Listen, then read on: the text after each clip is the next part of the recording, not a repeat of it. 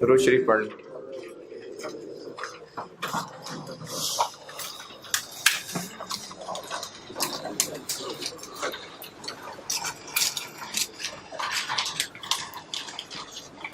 Spring 21 question number 5। किसी को मसला है तो वो क्लास से बाहर निकल जाए। इतने आसान सवाल में भी अगर मसला है तो फिर आपको जीने का हक भी नहीं है।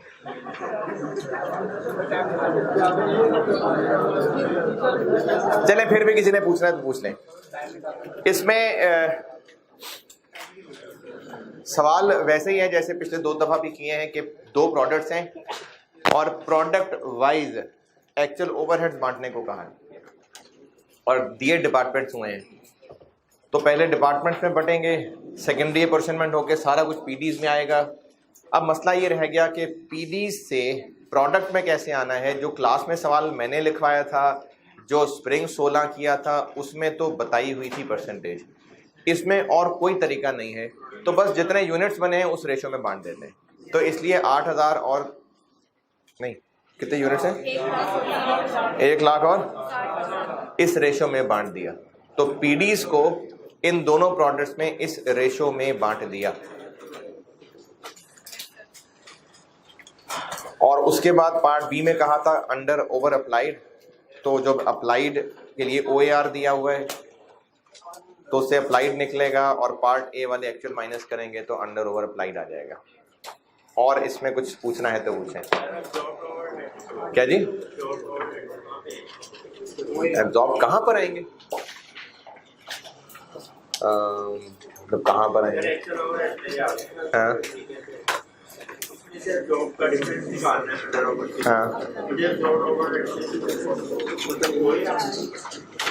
OAR overhead absorption rate. जब इसको अप्लाई करके अप्लाइड ओवरहेड्स निकालते हैं तो ये वही है, एब्जॉर्ब्ड ओवरहेड्स वही है। ये वो रेट है जिससे ओवरहेड एब्जॉर्ब होने हैं प्रोडक्ट की कॉस्ट में, तो यही एब्जॉर्ब्ड है। सवाल कीजिए।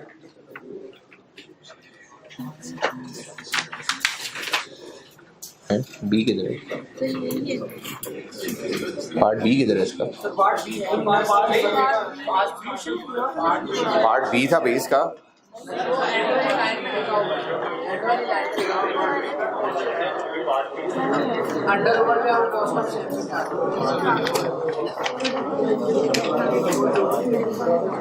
ये तो से प्रिंट आउट निकालते हैं कुछ पेज। पार्ट बी लिखे हैं इसका।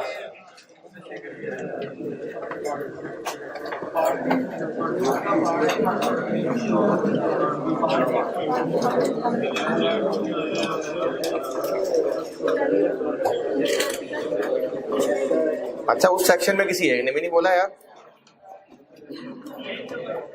नहीं, वो वहां वाले कॉपियर से सही निकला होगा प्रिंट। पार्ट बी लिखें, compute the product wise. Part B, requirement का B, compute the product wise under over absorbed production overhead. यानी product wise under over applied निकालने। 2 नंबर हैं इसके, 2 नंबर हैं इसके। Compute the product wise under या over applied overhead, ये निकालने हैं और इस पार्ट के 2 नंबर थे।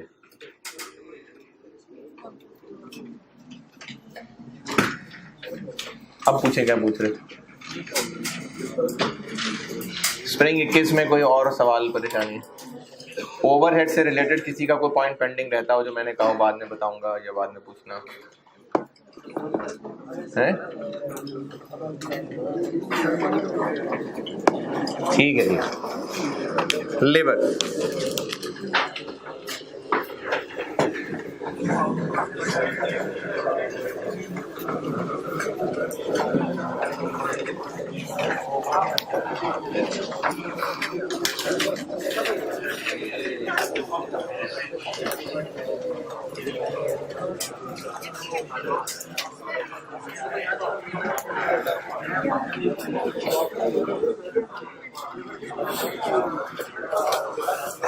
लेबर कॉस्टिंग, इसमें ना 3 हिस्से किए मैंने, और एक है जिसमें हम लोग वेज की कैलकुलेशन सीखेंगे, वेजेस और ओवर टाइम और बोनस और ये सारी कैलकुलेशंस होंगी। फिर ये जो कैलकुलेशंस कर ली होंगी इनका डेबिट क्रेडिट सीखेंगे।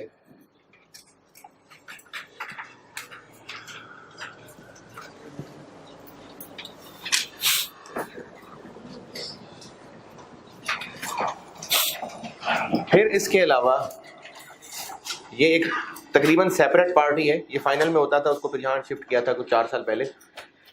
ये सेपरेट ही है इनसे, वो है लर्निंग कर्व। इस चैप्टर को मैं 3 हिस्सों में बांट रहा हूं, जिनमें से अभी फिलहाल आपको ये हिस्सा नहीं पढ़ाऊंगा। इसका इस्तेमाल होना है डिसीजन मेकिंग, लास्ट ग्रेड, और तब तक पहुंचते पहुंचते आप उसको भूल गए होंगे, तो इसलिए इसको मैं फिर तभी पढ़ाऊंगा। अभी मैं ये पढ़ाऊंगा।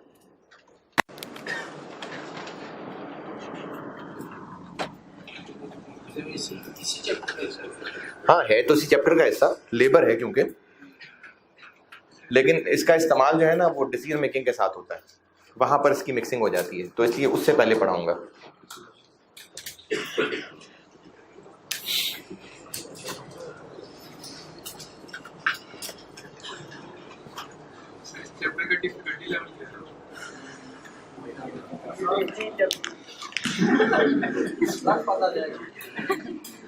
मुनासिब है, आसान है।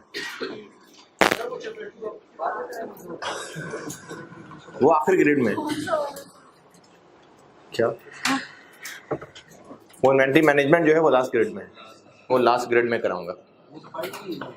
है इन्वेंट्री से रिलेटेड 2 चैप्टर्स हैं, एक इन्वेंट्री वैल्यूएशन पढ़ाई थी वो पहले ग्रेड में है, और एक इन्वेंट्री मैनेजमेंट है वो लास्ट ग्रेड में है। तो अभी हम पहले ग्रेड पे ही चल रहे हैं। इन्वेंट्री वैल्यूएशन किया है अभी, ओवरहेड्स किए हैं, और ये लेबर कॉस्टिंग, ये भी पहले ग्रेड का ही हिस्सा है। पहले ग्रेड के मार्क्स हैं 35 से 40। मैंने आपको एक पेज दिया था,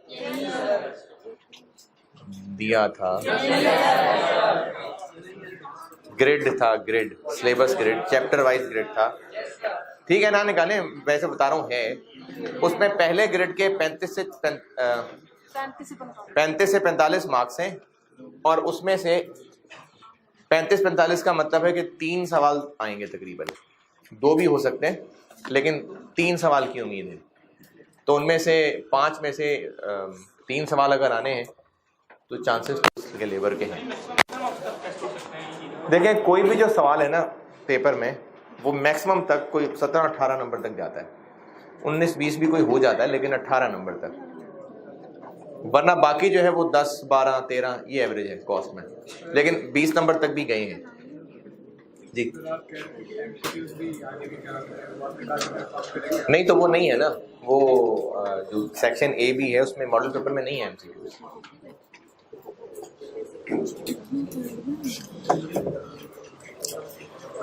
तो अभी मैं आपको ये पढ़ाऊंगा और ये बाद में पढ़ाऊंगा। कहना है कुछ वैसे देखना है?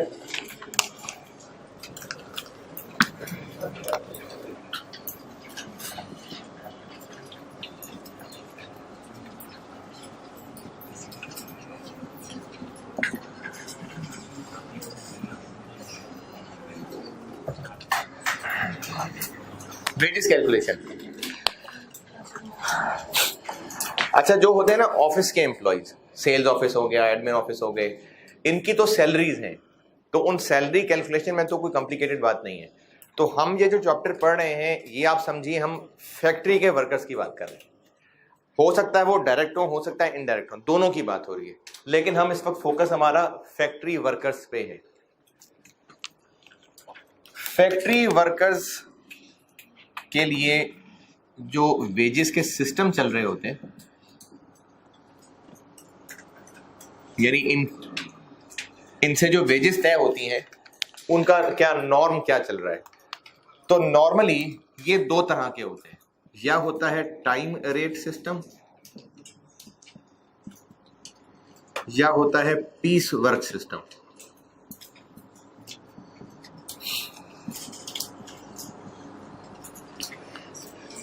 टाइम रेट में ताल्लुक टाइम से है और पीस वर्क में जितने पीस नंबर ऑफ यूनिट्स बना देंगे उससे है।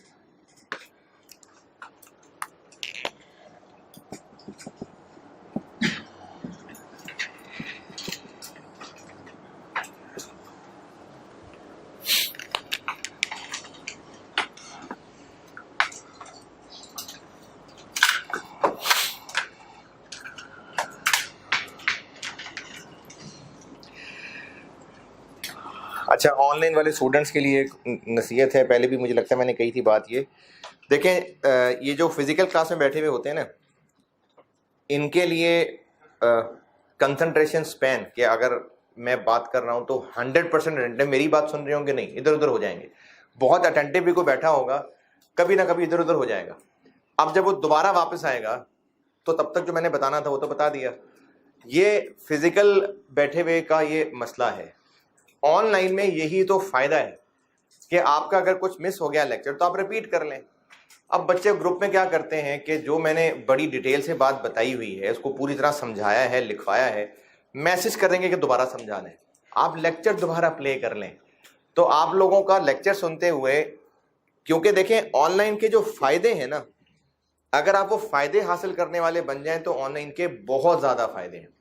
तो जो बच्चे मुझसे ग्रुप में मैसेज करके सवाल पूछ रहे होते हैं कि ये बात दोबारा बता दें, तो आप वो लेक्चर दोबारा प्ले कर लिया करें।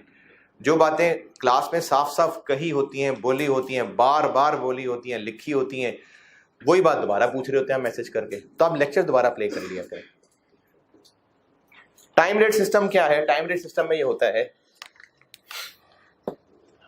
कि जो वेज रेट तय होता है वो तय होता है रुपी पर आर के शक्ल में।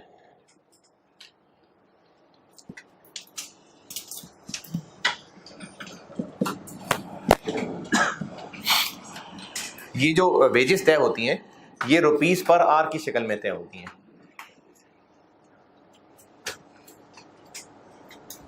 और जब ये रुपीस पर आर की शक्ल में पे होती हैं तो तय होती हैं, तो इसलिए टोटल वेजेस दी जाएंगी फॉर जितना टाइम।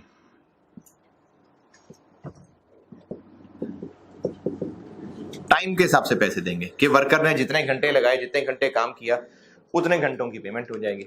तो इस वेज रेट सिस्टम में जो वेज का रेट तय होता है वो रुपीस पर आर की शक्ल में तय होता है।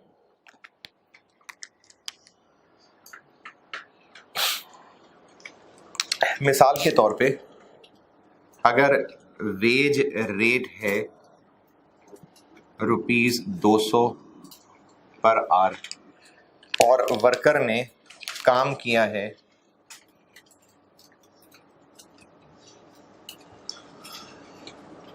45 आवर्स, तो उसकी पूरी वेजेस कितनी बन गई? 45 इंटू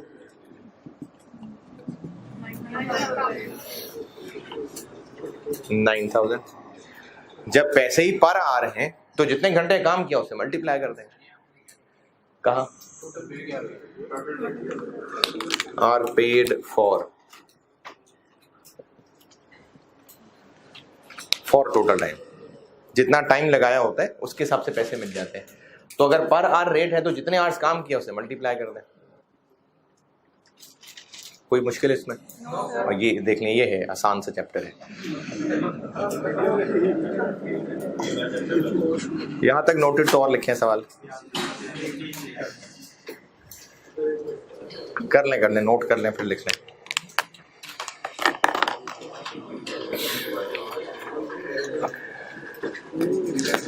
अली असवद कौन है?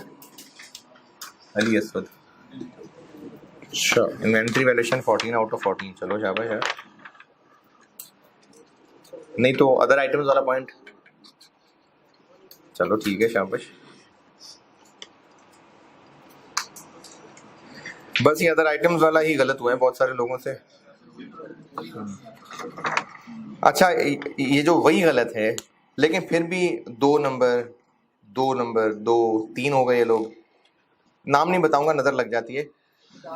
नहीं 3 लोगों के 3 नंबर हैं, 4 वाले नंबर भी हैं यार। इन्वेंट्री वैल्यूएशन में आप टेस्ट दे रहे हैं, ठीक है, अच्छी बात है, लेकिन 2 मार्क्स ये फिक्र की बात है। क्योंकि देखें, आप लोग जो टेस्ट दे रहे हैं ना, इसमें कोई मजबूर तो कर नहीं रहा टेस्ट देने पे, ये तो आप खुद चल के आए हैं। ऊपर मेरे ख्याल में टेस्ट रूम शायद ऊपर है, हाँ, तो देखो इतनी ऊपर सीढ़ियां चढ़ के जा रहे हैं। अब अगर आप टेस्ट दे रहे हैं तो आप कंसर्न हैं, क्योंकि मुझे नहीं लगता कि जो टेस्ट दे रहे हैं कोई जबरदस्ती तो है नहीं, तो वो सिर्फ एमी शुगल में लगाने के लिए दे रहे हैं। फिक्र की बात यह है बेटा कि आप अगर सीरियस हैं तो अब जरा देखिए अपने सोल्यूशन को वापस लेके कि आप अगर एफर्ट कर रहे हैं तो फिर क्यों नहीं आया रिजल्ट, आप उसमें देखें गलतियां क्या क्या हैं। और जिन लोगों ने, क्योंकि टेस्ट दिया है यहाँ बैठे हुए लोगों में से 66 लोगों ने, और ये 66 नहीं है, ये बहुत ज्यादा है। अब जिन लोगों ने टेस्ट नहीं दिया तो एक अमूमी रीजन ये होता है कि लगता है कि मेरा भी टॉपिक तैयार नहीं है, मैं पहले सही तैयार करूं तो फिर टेस्ट दूं। अगर आप अभी क्लासेस के साथ साथ देखें, बहुत सारे रीजंस हैं। पता है किस चैप्टर का टेस्ट है, पता है कि इसके सवाल किस किस तरह के होते हैं, अभी वही पढ़ के गए हैं। क्योंकि पेपर में जब आप बैठे होंगे ना, तो ये भी एक मसला होगा कि सवाल पहचानेंगे कैसे कि किस टॉपिक का सवाल। फिर मल्टीपल टॉपिक्स हैं, सारे चैप्टर्स रिवाइज कर सके नहीं कर सके, तो इतने सारे फेवरेबल टर्म्स के साथ अगर आप अभी टेस्ट देने के लिए तैयार नहीं हैं तो फिर आईकेप के एग्जाम्स में क्या कोई मोटर बड़ी लगवा लेंगे, क्या प्रोसेसर बड़ा लगवा लेंगे, होगा क्या? कैसे आप में अचानक ज्यादा कैपेसिटी आ जाएगी? अगर आप अभी टेस्ट देने से डर रहे हैं, देखिए अगर आपने अभी डरना शुरू कर दिया ना, आप नहीं समझ सकते मार्च तक। ये मैं आपको आजमाई भी, ऑब्जर्व की भी बात बता रहा हूं। ये मेजॉरिटी बच्चे इसी तरह से टेस्ट छोड़ रहे होते हैं, उनको लगता है भी टेस्ट तैयार नहीं है। चलो ठीक है, तैयार नहीं है, होंगे काफी सारे बच्चे। अब ये बताएं कि अच्छा फिर उसकी तैयारी के लिए क्या स्टेप्स लेने शुरू किए? कुछ स्टेप्स लेने शुरू कर दिए। इन्वेंट्री वैल्यूएशन का आपने चैप्टर टेस्ट छोड़ दिया क्योंकि अभी तैयारी नहीं थी। चलें फिर आगे स्टेप्स क्या लेने शुरू किए उसके लिए? कुछ नहीं। तो फिर तैयार क्या, हल्की आंच पे रखा हुआ जो खुद ही तैयार हो जाएगा? आप अगर टेस्ट दे रहे हैं और नहीं भी पास हो रहे, आप उससे बेहतर परफॉर्म करेंगे जो टेस्ट नहीं दे रहा है। जब मैं पैक में था ना, तो वहां पर ये एनालिसिस बहुत ज्यादा होते थे, रिजल्ट्स के बहुत एनालिसिस होते थे कि वो जो टेस्ट देते थे उनमें से क्या रिजल्ट रहा, जो अटेंडेंस होती थी उनका क्या रिजल्ट रहा, जो टेस्ट पास हुए उनका क्या रिजल्ट रहा, बहुत तरह के एनालिसिस बनते थे। तो बारहा ये चीज सामने आई थी कि जो लोग टेस्ट दे रहे होते थे, पास नहीं कह रहा, जो दे रहे होते थे टेस्ट, उनका रिजल्ट उनसे बहुत बेहतर था जो टेस्ट नहीं दे रहे होते थे। बात टेस्ट देने की बरकत की नहीं है, बात यह है कि आप उस प्रोसेस का हिस्सा बन गए, और जब आपने घर जाके होमवर्क किया है तो जो पढ़ा था वो रिवाइज हुआ, फिर जब आपने टेस्ट की तैयारी की तो फिर रिवाइज हुआ, और जब टेस्ट दिया तो फिर दोबारा रिवाइज हुआ, क्योंकि आपने अपने हार्ड डिस्क को दोबारा प्रोसेसर में सारा कुछ शिफ्ट किया है। ये सारी प्रैक्टिस रिवीजन होती जा रही है। और जब आपने इरादा कर लिया कि टेस्ट नहीं देना, तो आप उसकी तैयारी भी नहीं कर रहे, टेस्ट भी नहीं दे रहे। अच्छा, एक तो वो रिवीजन नहीं हो सकी, दूसरा प्रेशर अलग बिल्ड होता जाएगा कि आपकी तैयारी नहीं थी। इस तैयारी नहीं थी कि फिक्र के साथ आप आगे बढ़ते जाएंगे, बोझ बढ़ना शुरू हो जाएगा। जब आप एक चैप्टर की तैयारी करने के काबिल नहीं है, तो फरवरी में 15 चैप्टर्स की तैयारी करने के काबिल कैसे हो जाएंगे आप? तो टेस्ट बेटा दिया करें, और एहसान समझ के ना दिया करें, जिम्मेदारी समझ के दिया करें। क्योंकि अगर आप जाएं और नाम लिख के आ जाएं तो फिर तो एहसान किया आपने। इसको जिम्मेदारी समझ के दें, अच्छी तैयारी करें। और इस क्लास में कही थी मैंने ये बात कि जब तक कोई चैप्टर चल रहा है, आप उसके सारे लेक्चर्स क्यूमुलेटिव बेसिस पे रिवाइज करते रहिए। अगर करते रहेंगे ना, तो आप यकीन करें आपको कॉस्ट आसान लगनी शुरू हो जाएगी। जिन लोगों को कॉस्ट मुश्किल लगती है, वो इसलिए भी मुश्किल लगती है कि जब घर गए, किताबें बंद, फिर मुंह उठा के वैसे के वैसे आ गए, तो फिर कैसे चीजें समझ आएंगी? तो इसलिए आप लोग बेटा टेस्ट दिया। वो नोटेड? सवाल लिखें। Wage rate 250 per hour, wage rate 250 per hour, 250 रुपए पर आवर।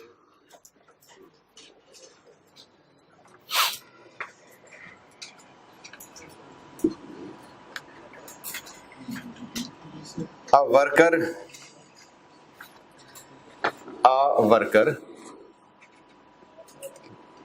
एक worker worked for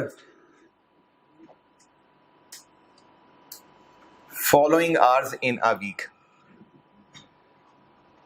worked for following hours in a week. अब वो वीक इस तरह से है, क्या जी? डाटा बता रहा हूं भाई।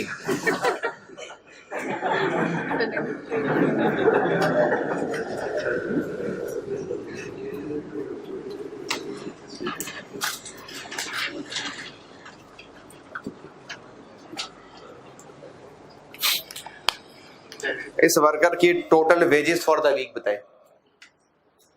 इस वर्कर की total wages for the week बताएं।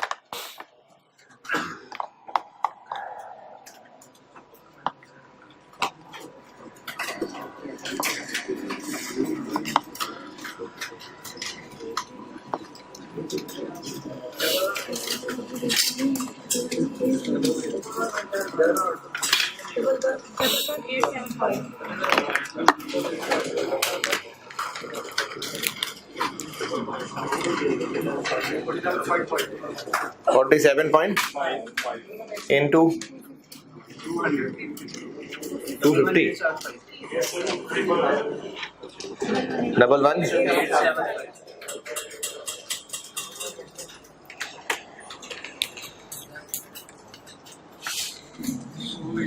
ये भी आसान है। ये है कॉस्ट।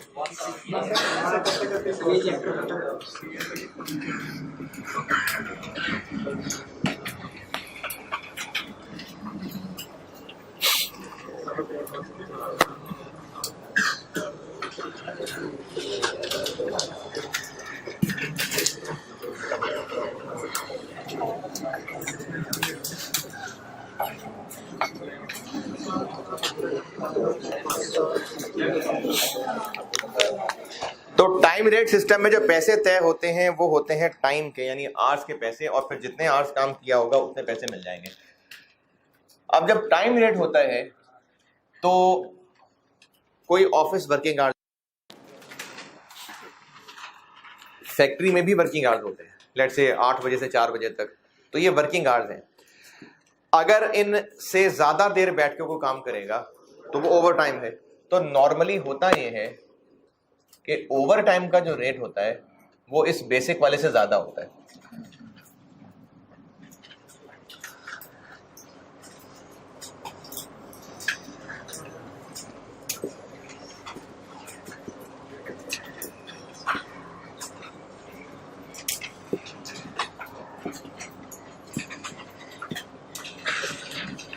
तो ओवर टाइम भी हो सकता है। ओवर टाइम से मुराद है जो नॉर्मल ऑफिस के वर्किंग आवर्स हैं उनसे जो ज्यादा देर काम कर रहा होगा, ये मतलब है ओवर टाइम का। इसका भी सवाल लिख लें।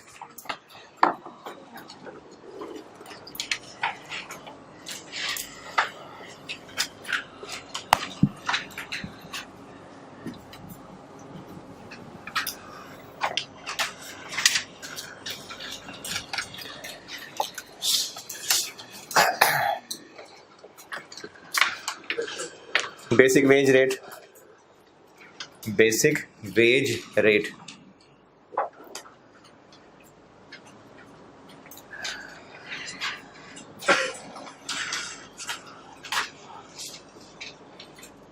$200 per hour, rupees 200 per hour.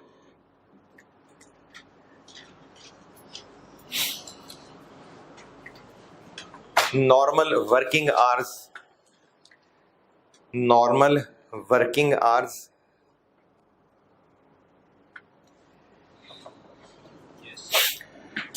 Monday से फ्राइडे 8 और सैटरडे को 5।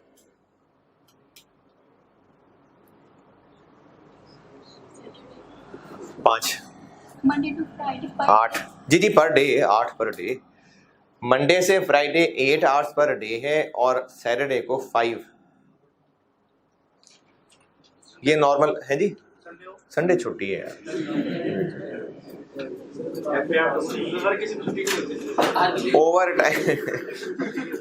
Overtime is paid. Overtime is paid at basic plus. Overtime is paid at basic plus 25%, 25%. Basic plus 25%.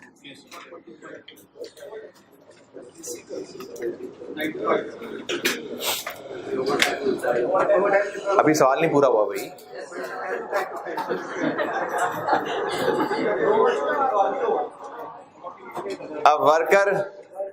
A worker worked in a week as follows. क्या जी? नहीं per hour नहीं कहा मैंने कहा है कि ओवर टाइम पे होगा वो बेसिक प्लस 25% है, यानी जो ओवर टाइम का रेट है आर्ली वो बेसिक प्लस 25%। हाँ पर आवर का रेट हो गया। अच्छा पर आवर हो गया, ठीक है। एज फॉलोज में मंडे से सैटरडे और आगे आवर्स बताता जाता हूँ। जी वही वाले मंडे ट्यूसडे वेडनेसडे।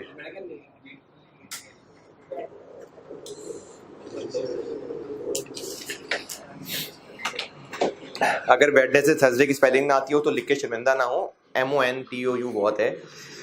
मंडे से फ्राइडे सैटरडे तक लिखें और आवर्स बता रहा हूँ अब।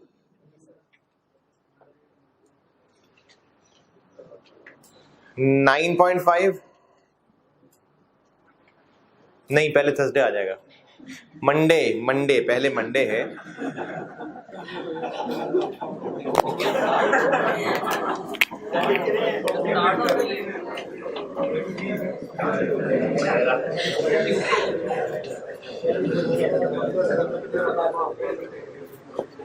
नाइन 9.5, 10, 11.5, 8.5, 9 और 7।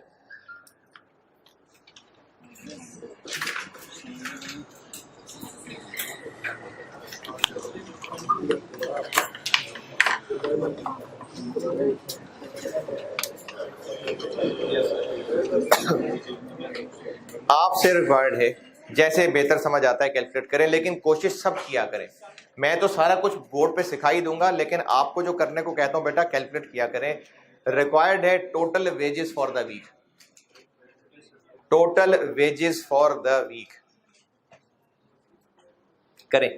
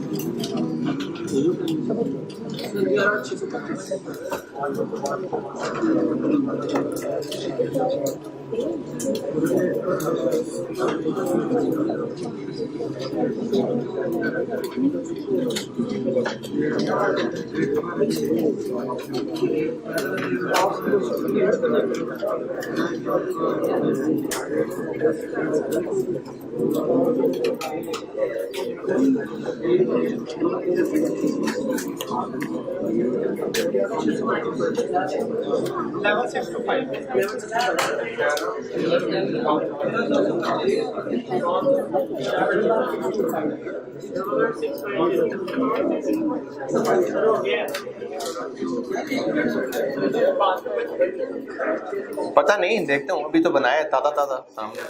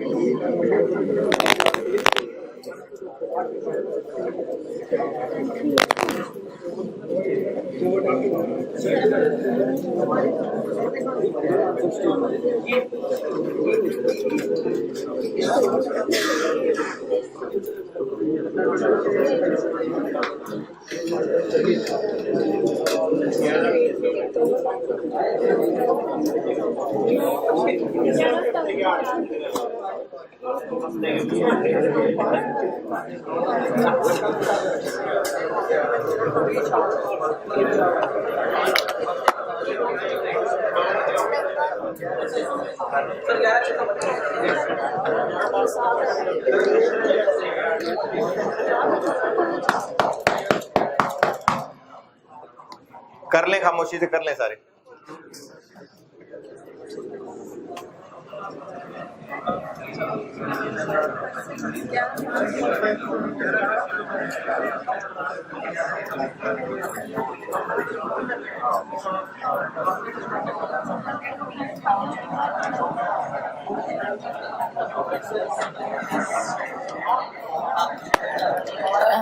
चले इधर देखिए, दो तरह से कर सकते हैं इसको प्रेजेंट, दोनों बता रहा हूं, दोनों ही जान लें, अच्छी बात है।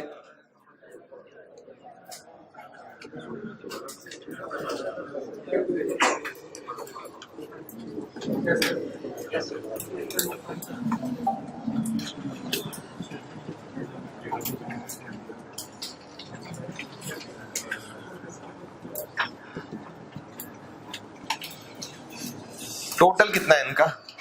50.5।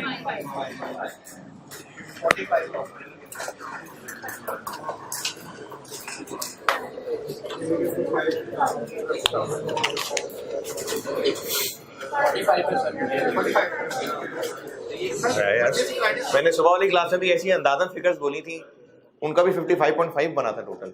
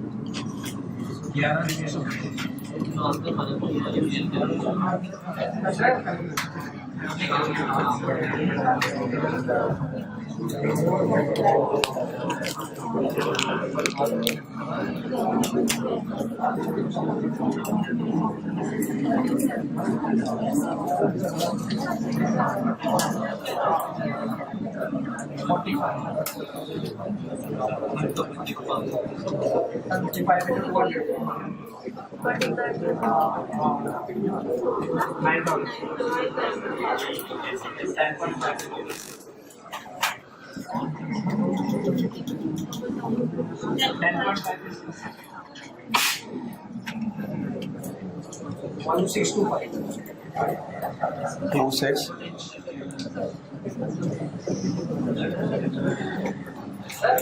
जी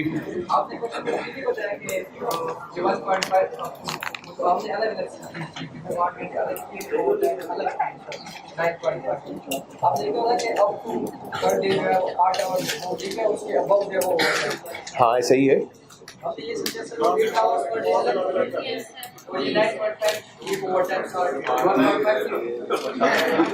मैंने आपको ये आवर्स बताए हैं बस। मैंने कहा है कि worker worked in a week as follows. हाँ 1.5 ओवर टाइम। अच्छा मैं आपकी बात समझ गया हूँ। मैं कह रहा हूँ कि मैंने ये जो सारी लिस्ट बताई थी, मैंने इसके पे ये तो नहीं कहा था कि ये ओवर टाइम बता रहा हूँ। मैंने तो कहा था वर्कर वर्कड एज फॉलोज। जी टाइम जाया होगा, मैंने तो टोटल पूछा था ना। डेली पूछता तो फिर ठीक है। मैंने तो कहा है total wages for the week. अगर आप हर दिन की अलग अलग कैलकुलेशन करेंगे तो बस टाइम ही लगेगा। पूछा तो total wages for the week है। 45 कैसे आया? 8 दिन 8 घंटे 5 दिनों के हैं और छठा दिन 5 घंटे हैं। तो जो वर्किंग आवर्स हैं वो 45 हैं, जबकि वो कर इतना काम रहा है तो 10.5 ओवर टाइम लगा रहा है। ये भी इसलिए बताया है कि हो सकता है ओवर टाइम प्रीमियम नाम लेके पूछ लिया जाए। इसका मतलब समझ लें, अगर ओवर टाइम के एक्स्ट्रा रेट ना होता तो फिर टोटल घंटों का 200 ही होता ना। ये वो कैलकुलेट किया, लेकिन है एक्स्ट्रा। कितना एक्स्ट्रा है? 50 रुपए। तो वो जो 50 रुपए एक्स्ट्रा है वो ओवर टाइम प्रीमियम है, वो अलहदा से ऐड कर दिया। ये भी एक तरीका है। और ये भी है कि जितने घंटे नॉर्मल थे उन पे नॉर्मल वाला रेट, और जो ओवर टाइम वाले थे उन पे ओवर टाइम वाला रेट। ये भी ठीक है, ये भी ठीक है। लेकिन ये आप में से अक्सर लोगों ने ऐसे ही किया होगा। ये इसलिए बताया है कि ओवर टाइम प्रीमियम भी नाम आपको पता हो सकता है, सवाल की रिक्वायरमेंट में हो कि ओवर टाइम प्रीमियम कैलकुलेट करें, इसलिए ये वाला तरीका भी बताया। ये भी आसान है। देखें यार, इतना आसान चल रहा है अभी तक।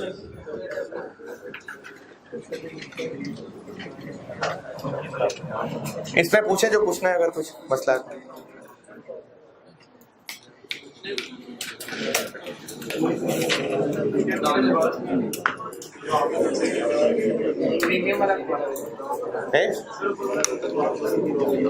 अगर ओवर टाइम के दौरान भी रेट उतना ही रहता तो टोटल उसने 55.5 घंटे काम किया ना, तो उसको पूरे 55.5 का 200 वाला रेट ही मिलना था। ये 200 के हिसाब से पूरे टाइम कैलकुलेट कर लिया। लेकिन नहीं, ओवर टाइम में 200 नहीं है, 200 से ऊपर भी कुछ है, तो वो जो एक्स्ट्रा है वो अलग से कैलकुलेट कर लिया। ये ओवर टाइम प्रीमियम है। एक होता है पीस वर्क सिस्टम।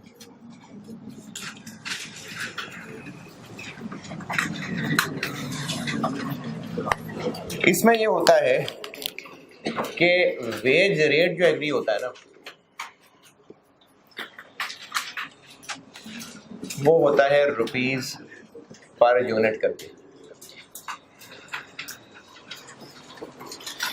इसलिए टोटल वेजेस जब उसको पे होती हैं वर्कर को, तो वो होती हैं कि जितने उसने यूनिट्स बनाए।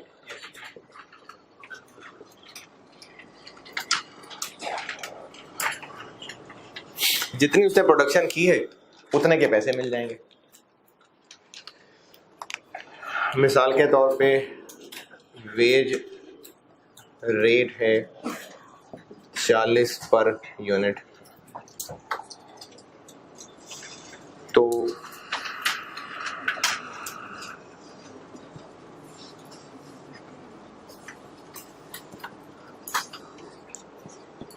अगर किसी वर्कर ने 75 यूनिट्स बनाए तो कितनी वेजेस? 75 इंटू, जबरदस्त यार, माशाल्लाह। नहीं, कितना जबरदस्त चल रही है कॉस्ट अकाउंटिंग। कितना? 3000।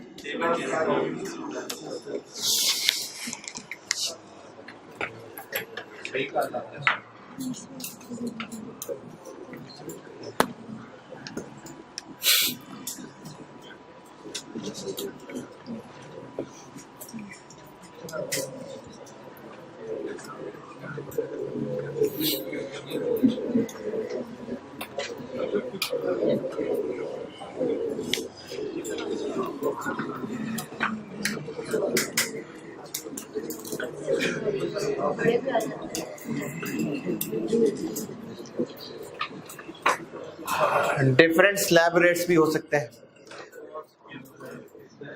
स्लैब रेट्स, तो डिफरेंट स्लैब रेट्स भी हो सकते हैं। सवाल लिख लें उसके लिए।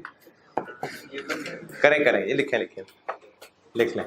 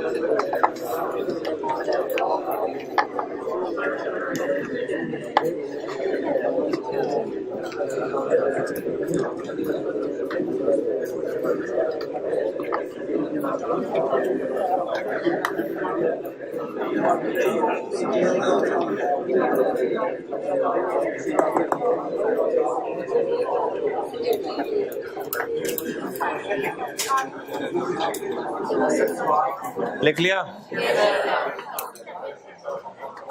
अब इस सवाल में ये दिखा रहा हूं वैरायटी के स्लैब रेट्स भी हो सकते हैं। तो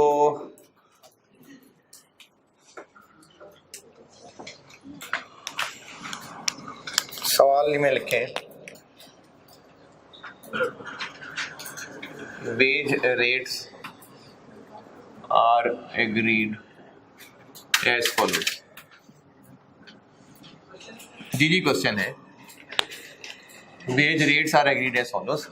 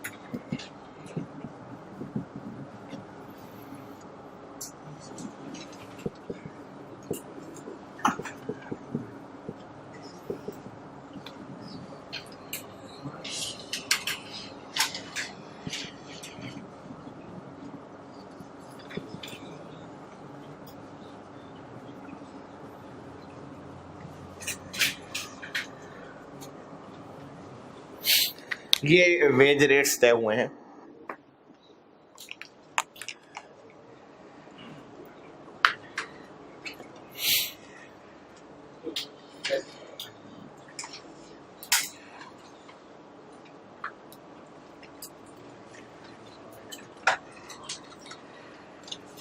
Wages are paid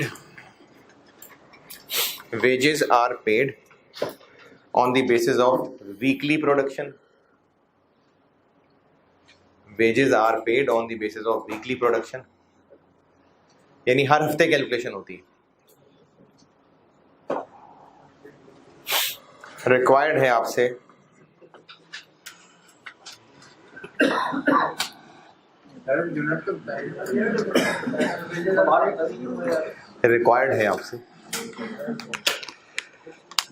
total wages for the week for a worker, total wages for the week for a worker who produced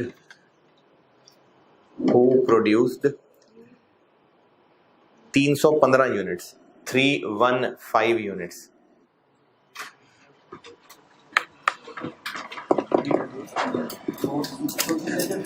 Total wages for the week for a worker who produced 315 units.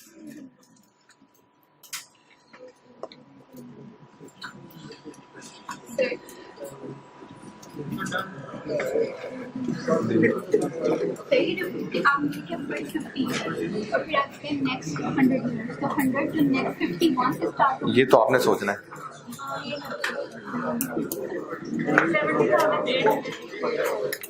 अच्छा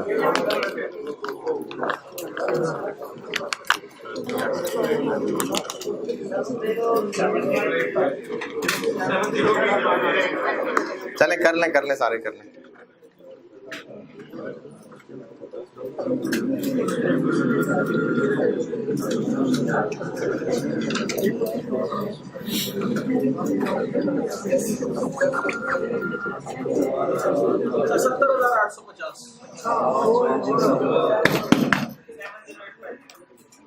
करें सारे।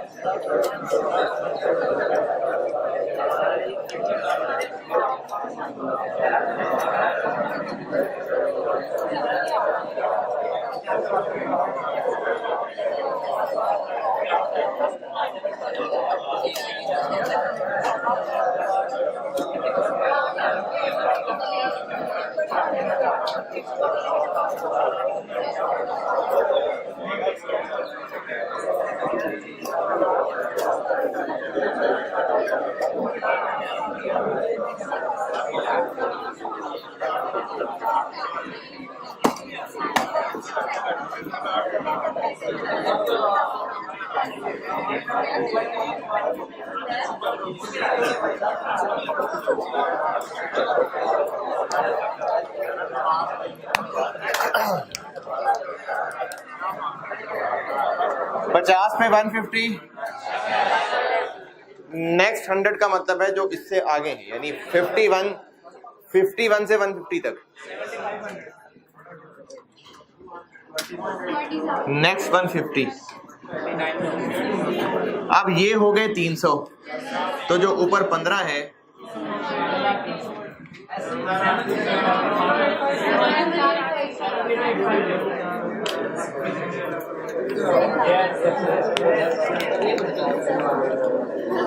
ये मुश्किल है।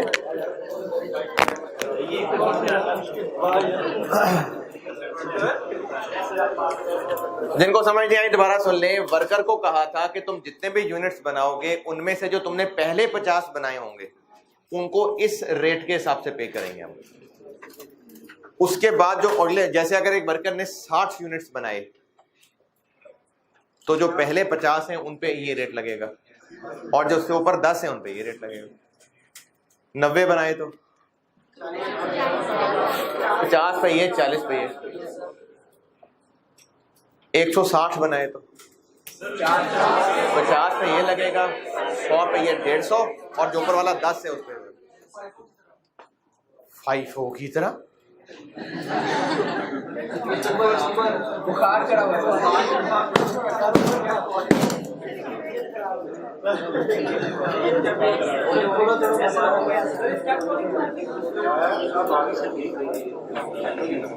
जी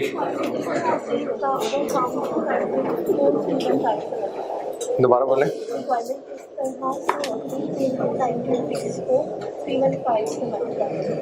बात requirement की नहीं है कि रिक्वायरमेंट कैसे होती कि हम 3 15 को 290 से लगा लेते। बात यह है कि फिर डाटा ही ऐसा ना होता। ये रिक्वायरमेंट में नहीं कुछ ऐसा लिखा हुआ कि मैंने इस तरह से किया है, ये इसकी वजह से ऐसा किया है। इनके रेट्स डिफाइन ही इस तरह से किए हैं कि फॉर फर्स्ट 50, फॉर नेक्स्ट 100, तो ये है ही टुकड़ों टुकड़ों में अगले वाला रेट। फिर वो नेक्स्ट ना लिखा होता, फिर ऐसे लिखा होता, ऐसा क्या लिखा होता सवाल में कि हम 315 पूरे के पूरे 290 पे कर लेते, फिर वो ये नेक्स्ट ना लिखा होता। फिर इस तरह की बात होती कि फॉर प्रोडक्शन अप टू भी हो सकता था 50 या 51 से 150,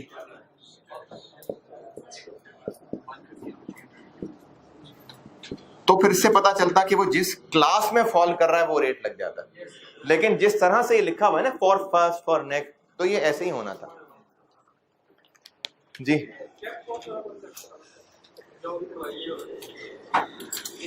नहीं, स्टेप कॉस्ट नहीं है ये वेरिएबल कॉस्ट ही है। हाँ जी, स्टेप कॉस्ट एक फिक्स कॉस्ट होती है। फिक्स कॉस्ट का ताल्लुक यूनिट से नहीं होता है, इनका ताल्लुक है इनकी कैलकुलेशन में नंबर ऑफ यूनिट्स इस्तेमाल हो रहे हैं, रेट मल्टीप्लाई हो रहे हैं, वेरिएबल ही है जी। अबव 300 का मतलब तो 300 से ऊपर ही है। अबव देखें 300 तो यहां तक पूरे हो गए ना यार, 300 तो यहां तक पूरे हो गए, तो अबव 300 तो अबव 300।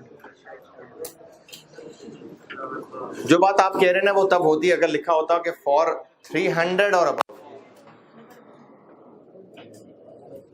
और इसमें परेशानी।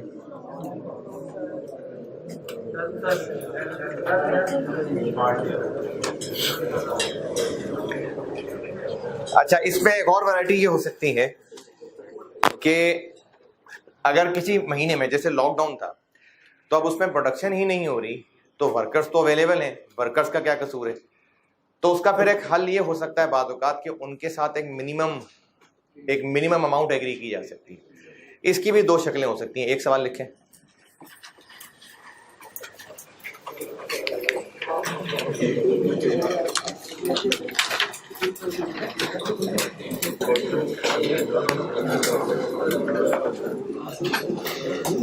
Weekly wage rate. सवाल है weekly wage rate, weekly wage rate ये है जी ₹6,000 पर वीक, ₹6,000 पर week plus ₹40 per unit.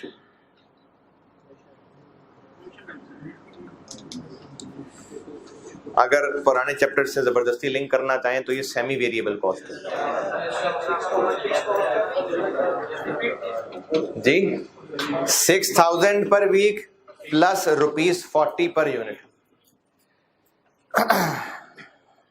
Required है आपसे total wages for a worker,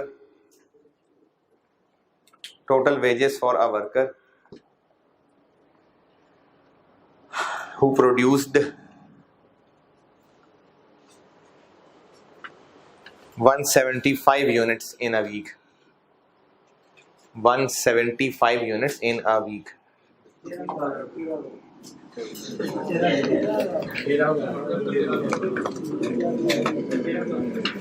बाकी लोग अपनी कैलकुलेशन पूरी किया करें। आप अगर कोई जल्दी कर रहा है तो कर रहे हैं, आप करते रहें कैलकुलेशन।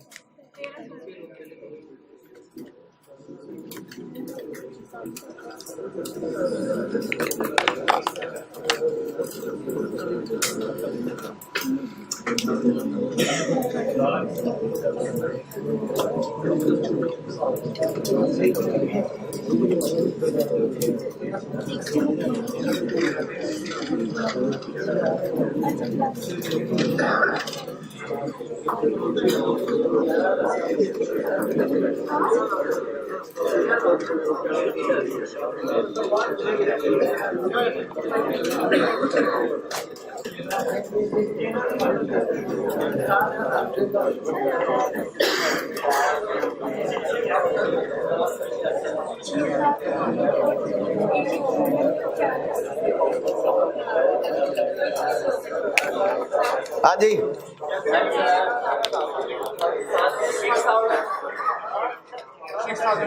plus 14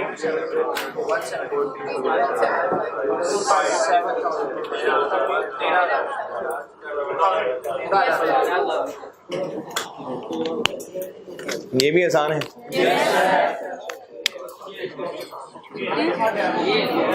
और लिखें सवाल।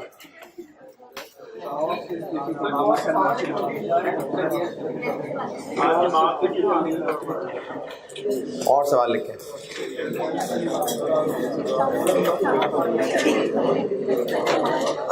ये सवाल भी इसी कॉन्टेक्स्ट में है कि एक सर्टेन अमाउंट उसको तसल्ली करा दी है कि आपने घबराना नहीं है।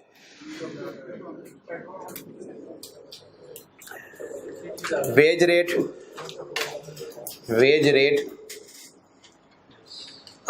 ₹40 पर यूनिट, 40 रुपए per unit.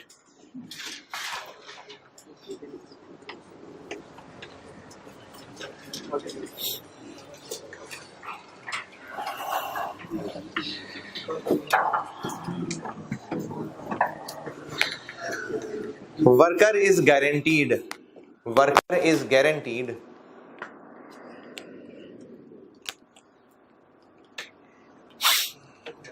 a minimum payment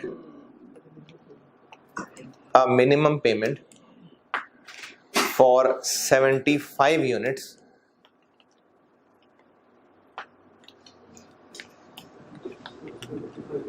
for any week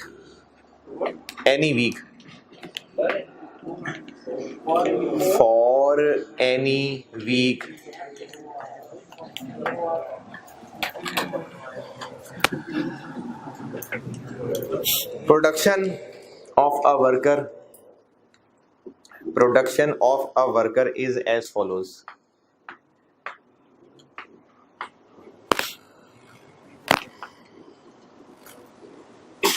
Yes. Week 1 में Yes. 120 यूनिट्स, वीक 1 में बताए हैं 120 units, week 2 73 units, week 3 68 units और वीक 4 105 यूनिट्स। आपसे रिक्वायर्ड है उसकी वेजेस बता दें फॉर ईच वीक उसकी वेजेस बता दें फॉर ईच वीक।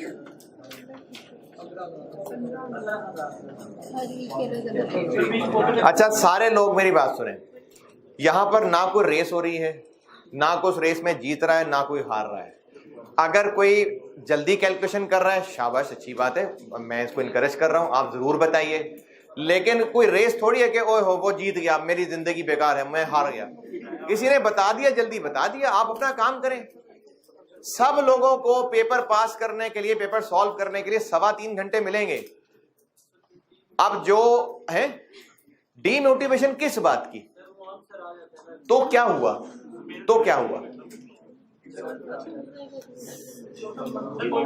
देखें मेरी बात सुने, नहीं बताएं, जरूर बताएं। देखें मेरी बात सुने सारे, ठहर जाएं, इधर देखें। आप लोगों को 3.25 घंटे मिलने पेपर सॉल्व करने के लिए। उस 3.25 घंटे में सबसे बात कर रहा हूं मैं, सारे। उस 3.25 घंटे में जिसने आधे घंटे में ही पेपर कंप्लीट कर लिया और जिसने पूरे 3.25 घंटे में भी पेपर पूरा नहीं किया, दोनों अगर पास हैं तो दोनों बराबर हैं, कोई फर्क नहीं कर रहा है क्या। इसी तरह से अगर किसी ने पेपर 90 नंबर लेके पास किया, अब अभी मैं सर्टिफिकेट ऑफ मेरिट को इग्नोर कर रहा हूं, और किसी ने 50 पे पास किया, वो दोनों बराबर हैं। क्योंकि ICAP जब रिजल्ट अनाउंस कर रहा है तो मार्क्स नहीं अनाउंस कर रहा, बस पास हैं। तो इससे क्या फर्क पड़ता है बेटा कि किसी की कैलकुलेशन तेज है, इसमें मायूसी डिसहार्ट होने वाली क्या बात है। बल्कि ये तो आपके लिए एक असेसमेंट है कि अच्छा इसका मतलब और तेज कैलकुलेशन भी हो सकती है, तो आप इससे मायूस ना हो। अगर आपको लग रहा है कि किसी ने पहले बता दिया तो बता दिया, आप अपनी स्पीड से काम करें, सबको मौका मिलेगा 3.25 घंटे। तो जो लोग जल्दी कैलकुलेशन करते हैं जरूर करें, लेकिन लेकिन लेकिन जो लोग जल्दी करते हैं उनके लिए एक बहुत बड़ा नुकसान इस बात का है कि उनको जल्दी कैलकुलेशन करने की आदत पड़ जाएगी, क्योंकि उन्होंने जल्दी कैलकुलेशन करनी होती है। फिर वो केयरलेस मिस्टेक्स किया करेंगे, और ये केयरलेस मिस्टेक्स उनको पेपर में जाके भी ठीक करने की याद नहीं रहना।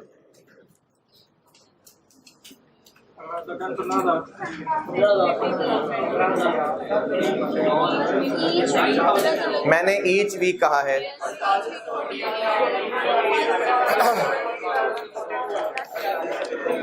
डन या डूइंग?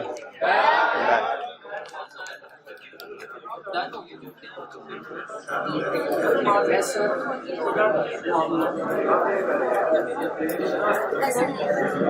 75,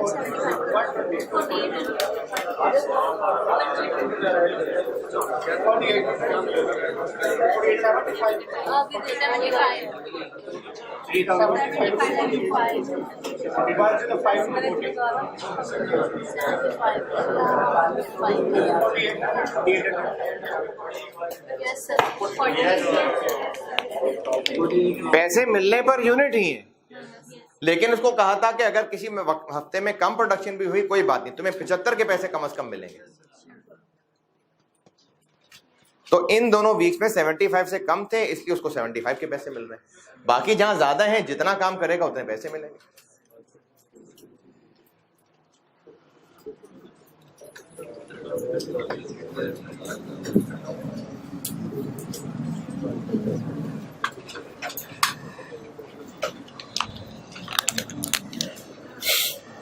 ये वेज सिस्टम्स, बस कॉपी है, कर ले, नोट कर ले। वो ये वेज सिस्टम जो बता रहा था, टाइम रेट, पीस वर्क, ये इंट्रोडक्शन था इस चैप्टर का। अब उसका अगला हिस्सा है वेज इंसेंटिव प्लान्स।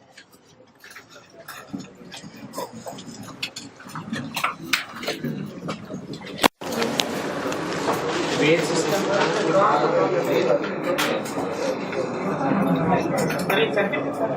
जी, इंसेंटिव।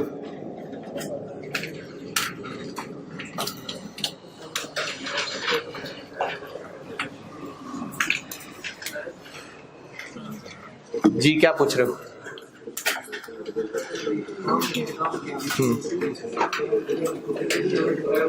अच्छा, ये जो काम उसने कम किया है ना, अगर किसी को ये लग रहा है कि जब 75 यूनिट्स के पैसे मिल ही जाने तो ऐसा करते काम ही नहीं करते, तो ये आपके अंदर की कमीनगी है। प्रैक्टिकली ऐसा नहीं होता है। अगर वो बंदा सुस्त होगा, कामचोर होगा, तो निकाल देंगे उसको। तो अगर इस तरह की उसको गारंटियां दे दी हैं तो इसलिए थोड़ी की है कि बेटा तुम आराम से सिगरेट पिया करो, बस हम तुम्हें वैसे दे दिया करेंगे। ये तो इसलिए तय किया है कि अगर कभी डिमांड कम है मार्केट में, जैसे मैंने लॉकडाउन की मिसाल दी थी, तो वो तो वैसे ही नहीं डिमांड, तो उसको तो जितना काम कहना था उसने करना था। वो उसको तसल्ली कराई थी कि 75 यूनिट्स की पेमेंट फिर भी होगी।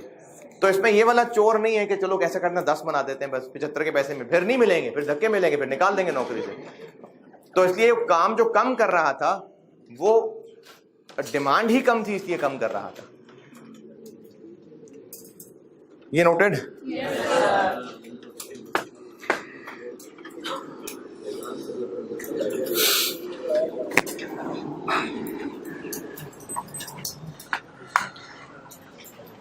अच्छा, मैंने उधर भी कहा था, ये जो कुछ सवाल आप में से पूछता है ना, मैं वैसे ही बस उसके अंदर से कोई मजाक क्रिएट करके अगर जवाब दे रहा होता हूँ तो उसका मजाक नहीं उड़ रहा होता है।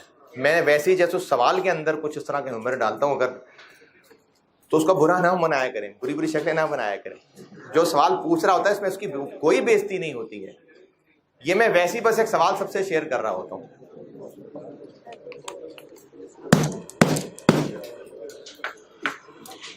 वर्कर्स को इंसेंटिव्स ही क्यों मिलते हैं? अच्छा काम करने के लिए, इनको मोटिवेट करने के लिए। तो इसके ना मुख्तलिफ शक्लें हैं। एक होता है इंडिविजुअल बोनस प्लान। क्या जी, क्या पूछ रहे हैं? इंसेंटिव का मतलब क्या है? अच्छा, डिक्शनरी देखना।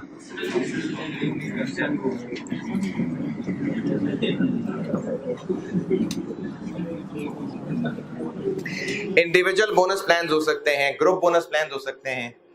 मेनली यही है कैलकुलेशन के एतबार से, बाकी थ्योरेटिकल ही है। प्रॉफिट शेयरिंग स्कीम है। क्या जी?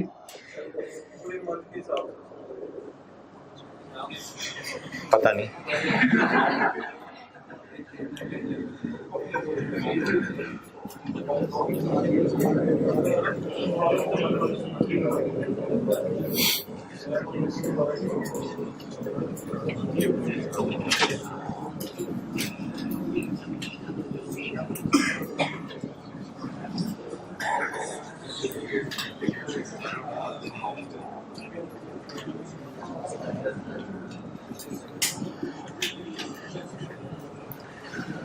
मेनली इसमें दो हैं, बाकी कुछ ज्यादा काम नहीं है।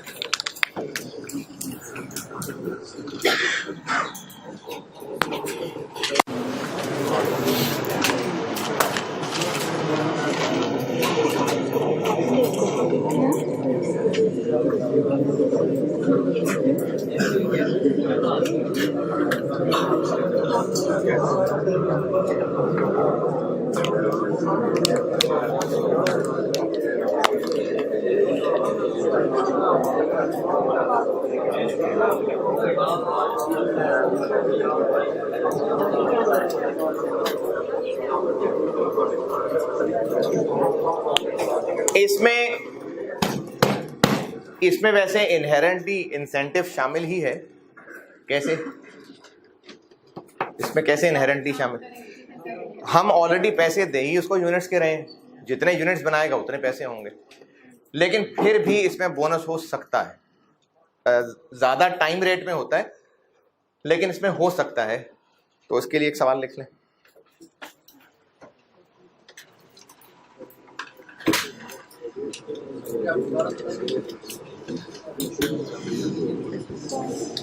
पीस वर्क सिस्टम में जब वर्कर को पैसे मिल ही यूनिट के हिसाब से रहे हैं, तो इसमें इंसेंटिव ऑटोमेटिकली शामिल है। कैसे शामिल है? जितने यूनिट्स बनाएगा उतने पैसे कमाएगा, तो ये तो इंसेंटिव इटसेल्फ है। फिर भी इसमें बोनस हो सकता है। कैसे है वो उसका सवाल लिखवा रहा हूं।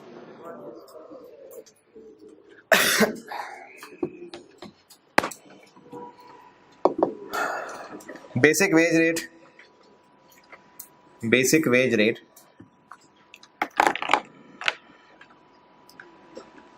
150 पर यूनिट, 150 रुपए पर यूनिट।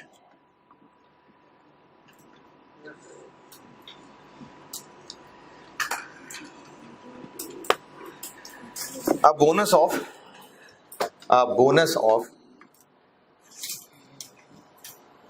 ₹20, 20 रुपए per unit. A bonus of ₹20 per unit is paid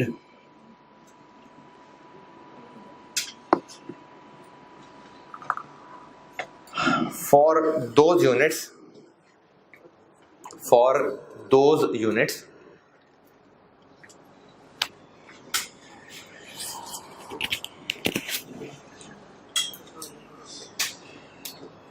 that meet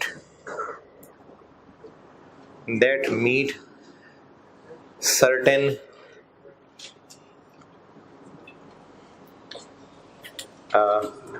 quality standards, कोई क्वालिटी स्टैंडर्ड रखा होगा कि अगर ये वाले मीट हो गए क्राइटेरिया तो फिर उस पर 20 रुपए पर यूनिट बोनस भी मिलेगा।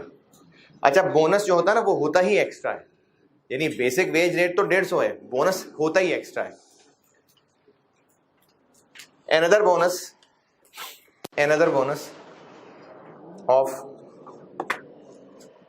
another bonus of rupees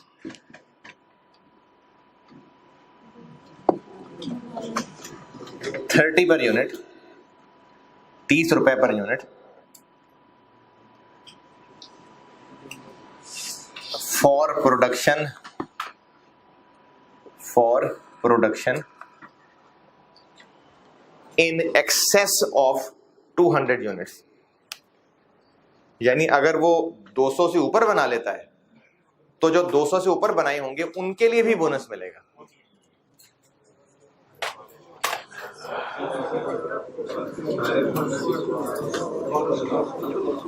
A worker produced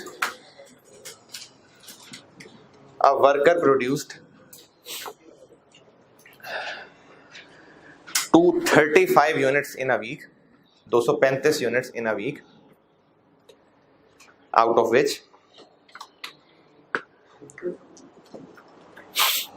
235 बनाए हैं, out of which 90 units 90 met quality standards।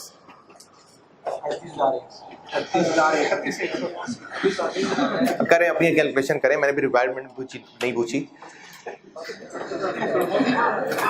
Requirement है total rent expense for the year,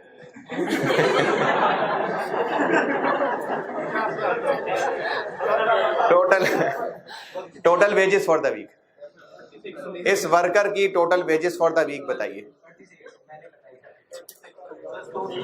करें आप लोग करें calculate.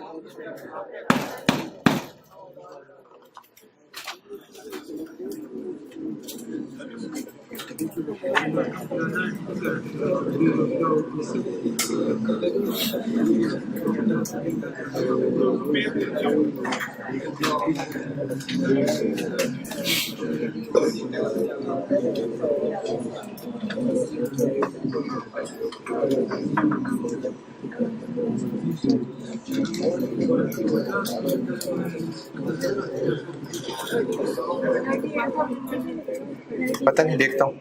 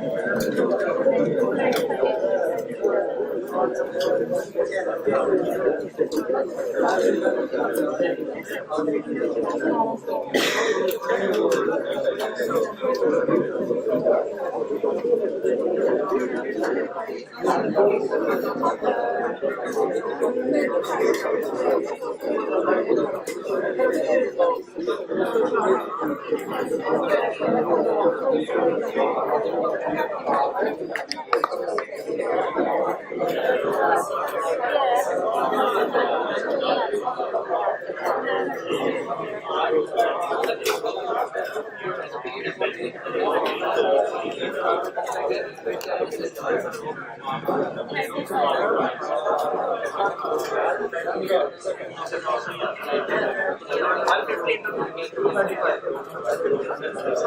20 into 90. 30 into 30. Yes, sir. 38,100.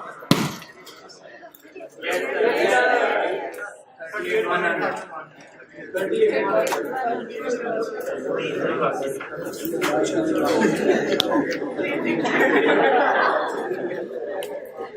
आसान है।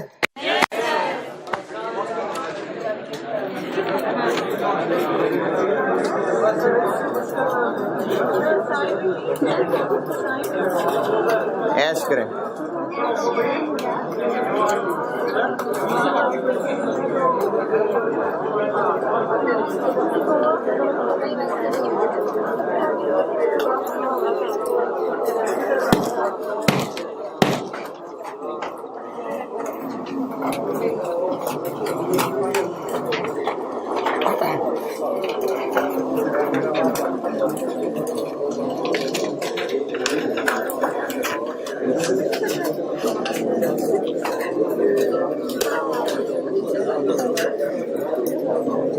बुखारी,